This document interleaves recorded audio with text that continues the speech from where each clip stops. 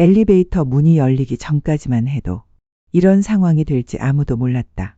한동석은 오랜만에 귀국한 장모를 LX 호텔 직접 맞이하고 있었다. 장모는 특유의 단단하고 매서운 인상에 세련된 옷차림까지 갖춰 몇 년 사이 전보다도 더 날카로운 분위기를 풍기고 있었다. 동석을 보며 한서방도 나이를 먹긴 했네. 그래도 여전히 젠틀해. 그렇게 약간은 어색한 분위기 속에서 객실로 향하는 엘리베이터 앞으로 걸어간 찰나 예상치 못한 광경이 기다리고 있었다. 엘리베이터 문이 열리는 순간 그 안에는 너무도 익숙한 모습이 서 있었다. 광숙이었다. 그녀는 독수리 술도가에 막걸리 납품이 있어 호텔에 잠시 들른 상황이었다. 이미 엘리베이터에 타고 있던 그녀는 옆에 누가 서 있는지도 모른 채 해맑게 웃고 있었다. 조용히 입모양으로만 오빠, 안 타요? 그 짧은 한마디. 그 말이 공기를 얼렸다. 장모는 태연히 엘리베이터에 올라탄다. 그때 또다시 동석에게 광숙이 말한다. 오빠 안 타? 이에 동석이 대답은 하지 않고 난처한 표정으로 엘리베이터에 올라탄다.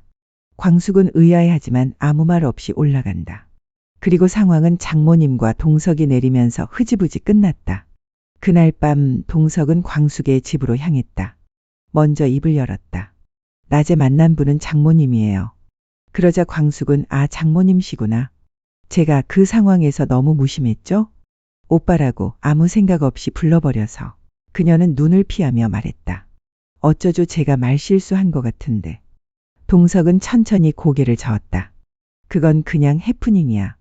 그 자리에서 내가 설명하기도 그렇고 하지만 그도 알고 있었다. 장모는 그런 사람이 아니라는 걸. 그녀는 사람의 말보다 분위기, 표정, 관계에 미세한 틈을 읽어내는데 능했고 무엇보다 자신의 딸을 잃은 뒤로는 그 어떤 여성도 사위 옆에 서는 것을 허락하지 않으려 했다. 다음 날 아침 장모가 한동석의 집을 찾았다. 손자 한결과 손녀 한봄을 보기 위해서였다. 그녀는 전날의 어색한 장면을 마음속에서 떨쳐내지 못하고 있었지만 아이들과의 시간을 통해 감정을 가라앉히려 했다. 한결은 아버지와는 달리 부드럽고 사려 깊은 성격이었다. 바쁜 병원 일정 중에도 시간을 내어 장모와 대화를 나누려 했었고 그런 모습은 장모에게 잔잔한 위안을 안겼다. 그는 늘 그랬다. 가족에게 최선을 다하는 아이였다. 장모는 식탁에 앉아 아이들을 바라보다가 조심스럽게 물었다. 아빠 옆에 있는 그 사람 어떻게 생각하니? 한결은 조금 놀란 듯 고개를 들었다. 그리고 잠시 생각한 후 조용히 말했다. 아빠가 웃으세요. 그게 전부예요, 할머니. 예전엔 안 그랬거든요. 가족이 있어도 혼자 같았고 말수도 줄고 그런데 그분과 함께 있는 요즘은 그냥 사람이 돌아온 것 같아요. 한봄도 고개를 끄덕였다. 그녀는 당찬 성격답게 명확한 어조로 덧붙였다. 처음엔 저도 좀 경계했어요. 그런데 아빠를 잘 챙기시고 누구에게나 당차셔서 좋았어요. 아빠가 단단한 분이지만 사람으로서 외로움을 안고 있었던 것도 사실이니까요. 장모는 두 아이의 말에 말없이 고개를 떨궜다. 감정은 여전히 무겁고 간단히 풀릴 성질의 것이 아니었지만 분명한 것은 자식과 손자 손녀의 행복 앞에서 그녀도 단단히 마음이 흔들리고 있다는 사실이었다. 그날 저녁 장모는 한 결혼식장에서 우연히 박상남을 만났다. 몇 해 전 광숙과 선을 봤지만 흐지부지 끝났던 그 남자. 그는 동석의 장모 앞에서 광숙을 향한 은근한 비난을 흘렸다. 그 사람 참 순진한 척 잘하죠. 정 많고 사려 깊은 척. 근데요 여사님. 그 안에는 욕망도 있어요. 제가 그걸 모를 줄 아세요. 장모는 그의 말을 끝까지 들었다. 그리고 단 한마디만 남겼다. 당신이 뭘 안다고 그렇게 얘기합니까? 그러나 속으로는 혼란이 일기 시작했다. 박상남이 했던 말 하나하나가 마음속 깊은 불신을 찔러왔다. 과연 광숙이라는 여자는 내 딸이 떠난 자리를 대체할 만큼 진실된 사람인가? 며칠 후 한결과 한봄은 장모를 따로 만났다. 한결은 직설적이었다.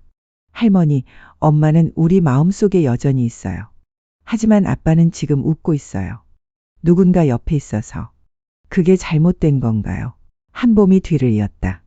는 엄마 자리를 대신하려는 게 아니라 그냥 아빠 옆에 있어주는 거예요.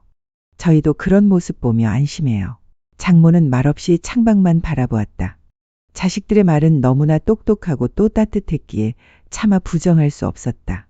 그렇다고 완전히 받아들일 수도 없었다. 감정은 기억을 밀어내기엔 너무 오래 쌓여 있었다. 그날 밤 호텔 객실 앞에 중년 여인이 찾아왔다. 그녀는 낯설지만 어딘가 익숙했다. 장모는 화들짝 놀라며 말했다. 어머, 여긴 어떻게 오셨어요? 오랜만입니다, 사돈. 장모는 짧게 숨을 들이켰다. 낯설지 않은 목소리였다. 10년도 훌쩍 지났다. 딸이 세상을 떠난 후 처음이었다. 말수는 적었지만 눈빛만으로도 많은 것을 전하는 사람이었다. 그녀는 그저 고개를 끄덕였다. 말이 필요 없을 만큼 서로에 대해 이미 알고 있는 사이였다. 그녀는 단도직입적으로 말했다. 우리 아이가 누군가를 좋아하더군요. 전 그 모습을 처음 봤어요. 아들을 위해 제가 할 수 있는 게 있다면 이 말부터 해야겠더군요. 장모는 할 말을 잃었다. 그녀도 알고 있었다. 동석이 얼마나 외로웠는지를. 새아이가 세상을 떠난 이후 그 누구의 품도 허락하지 않았던 처음입니다. 누군가를 좋아하고 사랑하는 게. 그러니 이해해 주시고 인정해 주세요. 사돈도 우리 아들의 사랑을 존중해 주셨으면 합니다. 서운한 마음이 있을 수 있겠지만 이제 한 사람으로서 그 사랑을 받아주세요. 그녀는 입술을 때려다 멈췄다. 대신 한마디만 내뱉었다. 그래도. 동석 어머니의 강한 어조에 수긍하는 듯하며 그 자리는 파한다. 며칠 뒤 광숙과 동석은 다시 만났다. 동석은 작고 얇은 반지를 꺼내 광숙에게 내밀었다. 프로포즈가 아니라 약속이었다. 이제부터 시작하자는 의미였다. 광숙은 웃으며 그 반지를 받아들었다. 그리고 조용히 말했다. 끝까지 가보고 싶어요. 진짜 가족이라는 거 잘 만들고 싶어요.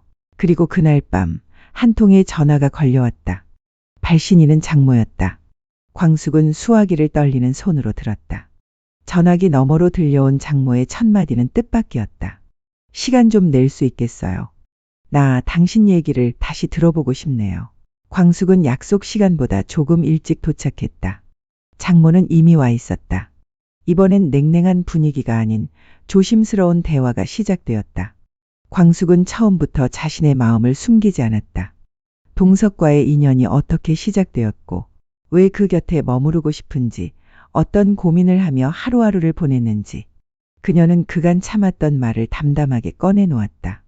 장모는 조용히 듣기만 했다. 때로는 눈썹을 찌푸리기도 했고 때로는 잔을 내려놓으며 천천히 숨을 내쉬기도 했다. 그러나 끝내 그녀는 광숙의 말을 끊지 않았다. 긴 시간이 흐른 뒤 장모는 마침내 말했다. 그날 봤어요. 당신이 우리 아이들이랑 함께 웃고 있는 모습. 광숙은 조심스럽게 고개를 끄덕였다. 한결이와 한봄, 정말 따뜻한 아이들이에요. 그 아이들은 원래 그렇게 밝은 애들이었어요.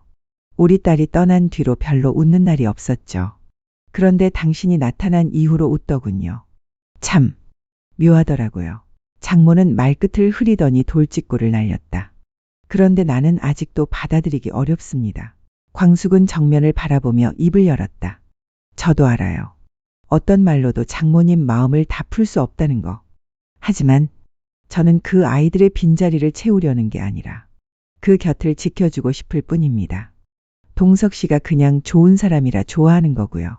장모는 한동안 아무 말이 없었다. 미국으로 돌아가려 해요. 이번 주말 비행기입니다. 동석이 일도 아이들 일도 내가 감나라 배나라 할 수 있는 나이가 아닌 걸 알았어요. 다만 한 가지만 약속해줘요. 동석이 절대 상처받게 하지 마요. 그 아이 상처 안고 사는 거 이제 더는 못 보겠어요. 광숙은 눈가가 붉어지며 고개를 깊이 숙였다.